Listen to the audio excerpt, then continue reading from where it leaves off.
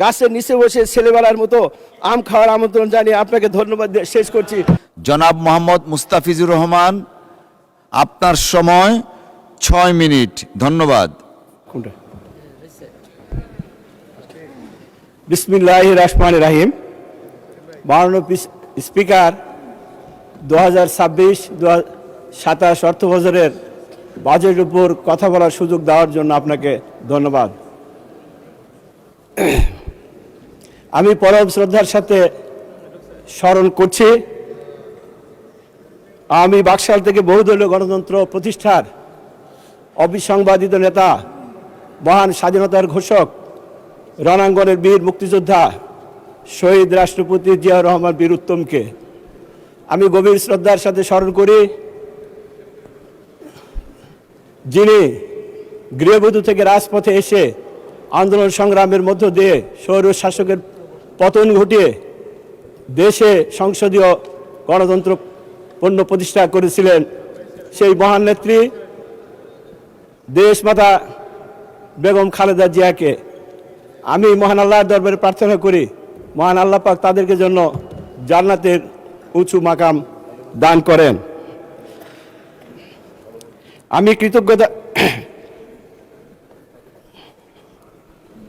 ঘুমাও তোমরা শান্তিতে, আমরা জেগে আছি তোমার প্রিয় বাংলাদেশে, তোমাদেরই সন্তান 18 কোটি মানুষের প্রিয় নেতা মাননীয় প্রধানমন্ত্রী জনাব তারেক রহমানের নেতৃত্বে আমি কৃতজ্ঞতা জানাই গণমানুষের আশা আকাঙ্ক্ষার প্রতীক মাননীয় প্রধানমন্ত্রী জনাব তারেক রহমানকে, যিনি আমাকে মনোনয়ন দিয়ে এই মহান সংসদে আসার সুযোগ করে দিয়েছেন।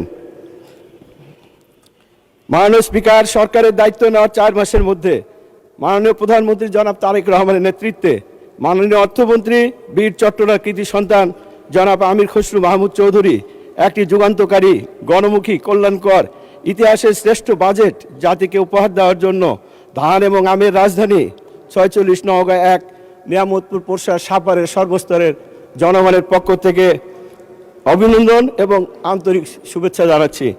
মাননীয় স্পিকার, ফ্যাসিস্ট শেখ হাসিনার লুটপাটে রেখে যাওয়া ভঙ্গুর অর্থনীতির উপর দাঁড়িয়ে থেকে এই সাহসী বাজেট ইতিহাসে স্বর্ণাক্ষরে করে লেখা থাকবে। এই বাজেট কৃষক বান্ধব, শ্রমিক বান্ধব, নারী বান্ধব, শিক্ষা বান্ধব। এই বাজেট বাস্তবায়ন হলে শহর থেকে গ্রামের সকল শ্রেণী পেশার মানুষের অর্থনীতি মজবুত হবে, বেকার যুবকদের কর্মসংস্থানের সুযোগ হবে এবং দেশের উন্নয়ন হবে। মাননীয় স্পিকার, সংসদের বিরোধী বন্ধুরা সুন্দর সুন্দর কথা বলে, অধিবেশন শেষে দেখা যায় মাননীয় মন্ত্রী মহোদয়ের কাছে ছুটে যায়। এটা কি শুধু তাহলে বরাদ্দ নেওয়ার জন্য? সোশ্যাল মিডিয়ায় দেখলাম মাননীয় বিরোধী দলের শ্রদ্ধেয় নেতা আর একটি বিপ্লবের জন্য প্রস্তুত থাকার ডাক দিয়েছেন। আবার কেউ কেউ বলছেন এই সরকার 24 ঘন্টা সময় পাবে না। এসব কথা জনগণ কখনোই মেনে নেবে না। এসব কথার জবাব জনগণই দিবে। শহীদ জিয়ার মতো মাননীয় প্রধানমন্ত্রী জনাব তারেক রহমান বাংলাদেশের মানুষের হৃদয়ের গভীরে স্থান করে আছে মাননীয় স্পিকার, আর তাকে আরেকটি বিপ্লবের ভয় দেখে লাভ নেই। তাই আসুন আমরা সবাই মিলে সংসদকে প্রাণবন্ত করি এবং গণতন্ত্রকে শক্তিশালী করি। আর ভোট চোর ফ্যাসিস্ট হাসিনা এবং তার দূষররা যেন আর মাথা ঝাড়া দিতে না পারে। মাননীয় স্পিকার, অনুগ্রহপূর্বক আমাকে আর 5 মিনিট সময় দিবেন এলাকার কিছু কথা বলার জন্য। মাননীয় স্পিকার, শহীদ প্রেসিডেন্ট জিয়াউর রহমান পায়ে হেঁটে আমার নির্বাচনী এলাকায় গিয়েছেন, গিয়ে বলেছেন এটা নিয়ামতপুর না, এটা কিয়ামতপুর। আর তিনি বলেছিলেন কিয়ামতপুরকে নিয়ামতপুর বানাতে হবে।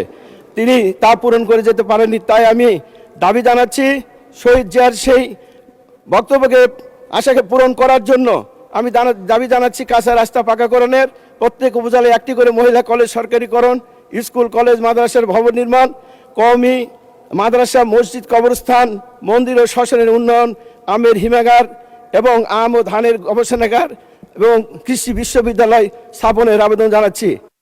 ধন্যবাদ মাননীয় সদস্য। আবেদন শেষ হয়ে গেছে, আর তো নেই এলাকায় কিছু।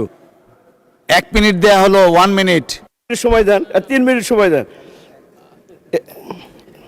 এলাকার জমির দাম কম হওয়াতে বড় কোম্পানিগুলো অপরিকল্পিতভাবে শিল্প কারখানা স্থাপন করছে, ফলে পরিবেশ ক্ষতিগ্রস্ত সহ আবাদি জমি নষ্ট হচ্ছে।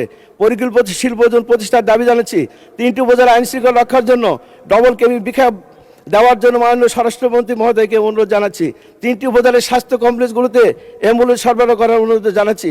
নিয়ামতপুরের সাপার উপজেলা স্বাস্থ্য কমপ্লেক্স সংস্কার ও ও পাড়ার উপস্বাস্থ্য কেন্দ্র ঝুঁকিপূর্ণ ভবন পুনর্নির্মাণের জন্য আবেদন জানাচ্ছি। মাননীয় স্পিকার, আপনি সহ মাননীয় প্রধানমন্ত্রী, সকল মাননীয় মন্ত্রী মহোদয় এবং সকল মাননীয় সংসদ সদস্যকে আমের রাজ্য পরিদর্শন ও সীমান্ত ঘেঁষা পূর্ণভবা নদীর তীরে দাঁড়িয়ে বাংলাদেশ এবং ভারতের আকাশের মেঘের খেলা দেখার এবং সেই সাথে গাছের নিচে বসে ছেলেবেলার মতো আম খাওয়ার আমন্ত্রণ জানিয়ে আপনাকে ধন্যবাদ দিয়ে শেষ করছি। মাননীয় স্পিকার, আপনাকে অসংখ্য অসংখ্য ধন্যবাদ। আসসালামু আলাইকুম। ধন্যবাদ মাননীয় সদস্য।